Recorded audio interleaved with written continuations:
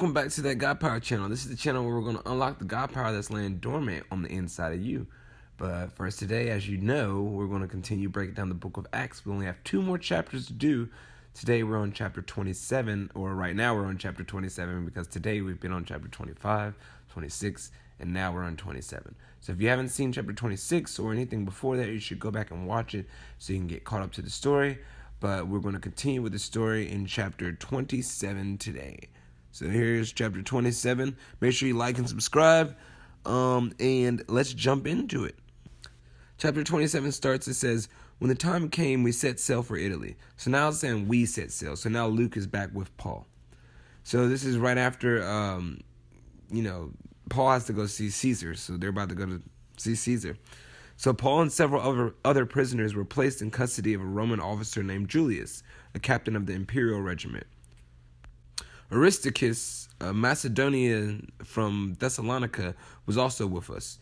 So they left on a ship whose home was a port in this other city northwest coast of province of Asia, and it was scheduled to make several stops at the ports along the coast. As they continued their journey, they docked at Sidon, and Julius, the officer in charge of Paul, he was very kind to Paul, and he let him go ashore to visit his friends so they could provide for his needs. As they went out to sea from there, they encountered strong headwinds that made it difficult to keep the ship on course. So they sailed north of Cyprus between the islands and the mainland. And so, keeping to the open sea, they passed along the coast of Cilicia, Pamphylia, and they landed in Myra at the province of Lycia.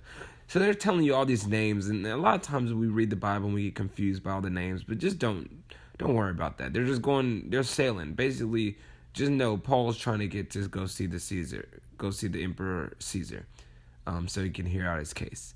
But they're going through all these places, right? Okay. So at the place of Lycia, the commanding officer found an Egyptian ship from Alexandria that was bound for Italy, and he transferred Paul and crew aboard that ship. So several days of sailing, and after a great difficulty, they neared this place called Cnidus. But the wind was against them, so they sailed across to Crete and along the sheltered coast of an island past the Cape of Salmon. And then they struggled on that coast with great difficulty, and we finally arrived at the fair heavens near the town of Lasea. We lost a lot of time, and the weather was becoming too dangerous for sea travel because it was so late in the fall. And Paul spoke to the ship's officers about it. He was like, men, I believe that there's trouble ahead of us if we keep on going. Shipwreck, loss of cargo, and a danger to our lives as well. So Paul was hip. They've been having trouble sailing this whole time because the wind has been out of control. And now it's getting to a point where they really, really can't go forward. And Paul's warning the officers about this, but it doesn't seem like they want to listen. Because it says, the officer in charge of the prisoners listened more to the ship's captain and the owner than to Paul. And since Fair Havens was an exposed harbor, a poor place to spend the winter, most of the crew wanted to get to Phoenix, farther up the coast of Crete, and spend the winter there. Phoenix was a good harbor with only a southwest and a northwest exposure. When a light wind began blowing from the south, the sailors thought that they could make it. So they pulled up an anchor and they sailed close to the shore of Crete. But the weather changed abruptly, and a wind of typhoon strength burst across the island and blew them out to sea. The sailors couldn't turn the ship into the wind, so they gave up and they let it run before the gale. So they just let it run into the wind, basically. So they sailed along the sheltered side of a small island named Cauda, where with great difficulty they hoisted aboard the lifeboat that was being tossed behind them. Then the sailors bound ropes around the hull of the ships to strengthen it. They were afraid of being driven across the sandbars to the African coast. So they lowered the sea anchor to slow the ship and were driven before the wind. Now the next day, as the gale-force winds continued to batter the ship, the crew began throwing cargo overboard. They wanted to make the ship lighter, basically. And the following day, they even took some of the ship's gear and threw it overboard. The terrible storm raged for many days, blotting out the sun and the stars until all the last hope was gone. So nobody really thought they were going to make it. No one had eaten for a long time either. And finally, Paul called the crew together and said, "Men, you should have listened to me in the first place and not left Crete. You would have avoided all this damage and loss. But take courage. None of you will lose your lives, even though the ship will go down. For last night an angel of the God to whom I belong and whom I serve stood beside me, and he said, 'Don't be afraid, Paul, for you will surely stand trial before Caesar. What's more, God in his goodness has granted safety to everyone sailing with you. So take courage, for I believe God. It will be just as he said, but we will be shipwrecked on an island.'" It was about midnight on the 14th night of the storm, and they were being driven across the Sea of Adria. And the sailors sensed land was near.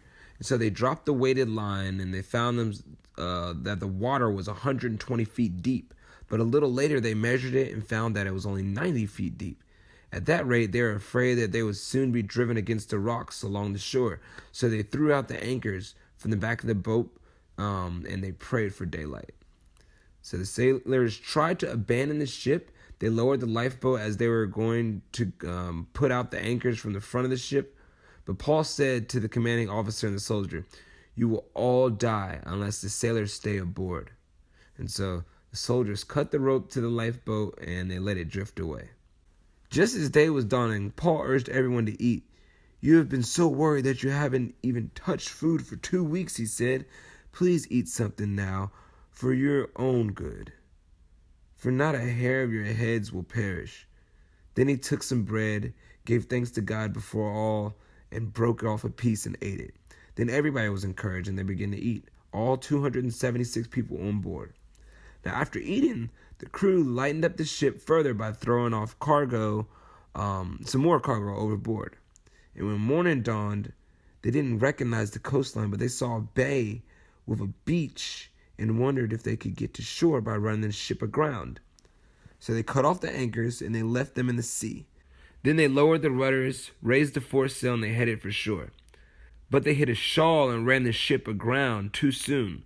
The bow of the ship stuck fast, while the stern was repeatedly smashed by the force of the waves and began to break apart. The soldiers wanted to kill the prisoners to make sure that they didn't swim ashore and escape. But the commanding officer wanted to spare Paul, so he didn't let them carry out that plan. Then he ordered all who could swim to jump overboard first and make an attempt for land. And the others held on to planks or debris of the broken ship.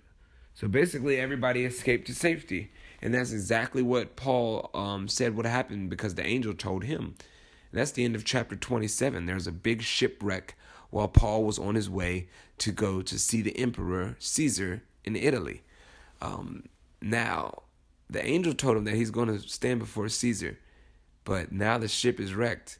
And Paul and everybody's pretty much out of the ship. All the prisoners could escape if they wanted to because they're not going to get killed by the officers. So that's the end of chapter 27. Hopefully you learned something, and we've got one more chapter to do, and let's break it down as we come into the new year. Thanks for joining me, y'all. Everybody who's been with me, who's rocked with me, thank you, because this has been a wonderful year, and we've learned a lot. So let's continue to rock it, and let's finish up the book of Acts as we continue to chapter 28. Happy New Year's to everybody. I'm going to keep on saying it until it comes. And just remember that while we go into this new year, you got that God power. Living the God power. I got the God